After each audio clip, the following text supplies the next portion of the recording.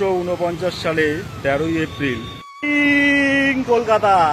আজকে আমরা আবার বেরিয়ে পড়লাম, এখানে আছি লেক গার্ডেন্সে যাব, তার জন্য তার আগে আগে মর্নিংটা করে নিলাম। তো সঙ্গে থাকো, ব্রিজের উপরে আছি, সঙ্গে থাকো। এদিকে হচ্ছে লেক গার্ডেন্স স্টেশন দেখতে পাচ্ছ, আর যারা আসবে এখানে নেমেও আসতে পারো। চলো সঙ্গে থাকো আর দেখতে থাকো। ঠাকুরের লেকে আসবো আর মায়ের দর্শন করবো না, সেটা হওয়া উচিত না।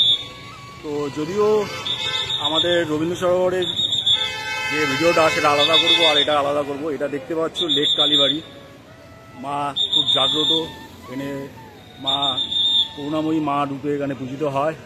এই যে নতুন মন্দিরটা এখনও তৈরি হচ্ছে, ঠিক আছে। যারা চেনো তারা জানো যে এই লেক কালীবাড়িটা কোথায়। তাও আমি বলে দিচ্ছি, যারা SD4-এ যদি আসতে পারো কোনো কারণে, তাহলে একদম এখান থেকে যাচ্ছে ঠাকুরপুর, আমাদের ঠাকুরপুরতে সেখানে। যদি হাওড়া শিয়ালদা থেকে কেউ আসতে চাও, তাহলে হাওড়া থেকে আসবে S5 আর E1, আর শিয়ালদা থেকে আসবে 221 নম্বর বাস। এখানে প্রচুর ভিড় হয়, আজকে রবিবার তাও ভিড় আছে।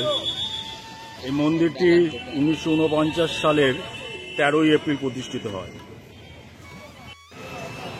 সামনেই যদি যারা পুজো দিতে যাও, মানে ডালার এখানে সামনেই অনেক দোকান আছে, ডালার দোকান আছে, সেখানে ডালা ফুল সমস্ত কিছু পাওয়া যায়, সব কিছু পেয়ে যাবে। আজকে জাইনাজি ব্লকে ভোগের লাইন, মানে ভোগ দিচ্ছে মায়ের। এই লেক কালীবাড়ি, এই শ্রী শ্রী হরিপদ চক্রবর্তী, ইনি স্বপ্নে মায়ের দর্শন করেন এবং মায়ের কাছে মা তাকে অনুরোধ করে যে এখানে মন্দির প্রতিষ্ঠিত করেন। ইনি এই মন্দিরের প্রতিষ্ঠাতা। চৈত্র সংক্রান্তি এবং কালী পুজোর দিন খুব বড় করে এখানে পূজিত হয়। চলো একবার দেখে আসি, মায়ের দর্শন করে আসি।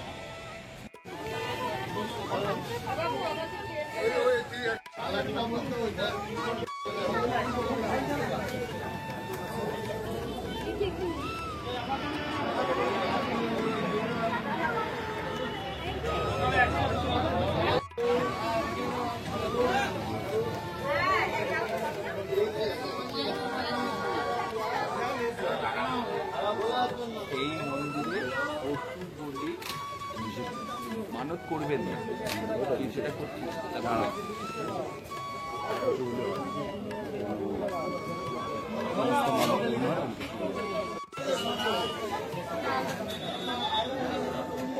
এখানে ভিড়, এর আশেপাশে সব ডালার দোকানগুলো রয়েছে, আপনাদের ডালার দোকান দেখাচ্ছি।